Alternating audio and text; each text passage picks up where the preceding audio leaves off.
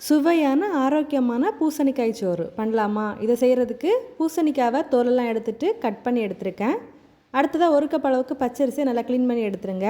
3/4 cup அளவுக்கு பெரும்பயிரை 8 மணி நேரம் தண்ணியில் ஊற வச்சு எடுத்துக்கோங்க. நல்லா ஃப்ரெஷ்ஷான தேங்காய் துருவல் எடுத்துக்கோங்க. கூடவே ஒரு 10 பல் பூண்டை கட் பண்ணி எடுத்துருங்க. இப்போது ஒரு குக்கரில் நம்ம ஊற வச்சு எடுத்துருந்த பெரும்பருப்பை சேர்க்கலாம். கூடவே கட் பண்ணி எடுத்துருக்கிற பூண்டு, க்ளீன் பண்ணி எடுத்துக்கிற பச்சரிசி, தேங்காய் துருவல், கூடவே நம்ம கட் பண்ணி எடுத்துருக்கிற பூசணிக்காவையும் சேர்க்கலாம். அடுத்ததாக இதை வேக வைக்கிறதுக்கு 3 கப் அளவுக்கு தண்ணி சேர்க்கலாம். கூடவே தேவையான அளவுக்கு உப்பு சேர்த்துக்கோங்க. இப்போது இது ஒரு வாட்டி நல்லா மிக்ஸ் பண்ணி விட்டுட்டு குக்கரை மூடி மிதமான தீயில் ஒரு 3 விசில் விட்டுட்டு ஒரு 10 நிமிஷம் ஸ்லோ ஃப்ளேமில் வச்சு எடுக்கலாம். பாருங்கள், வேக வச்சு எடுத்தாச்சு. இப்போது இதை ஒரு ஸ்பூனால் நல்லா மிக்ஸ் பண்ணி எடுக்க வேண்டியதான்.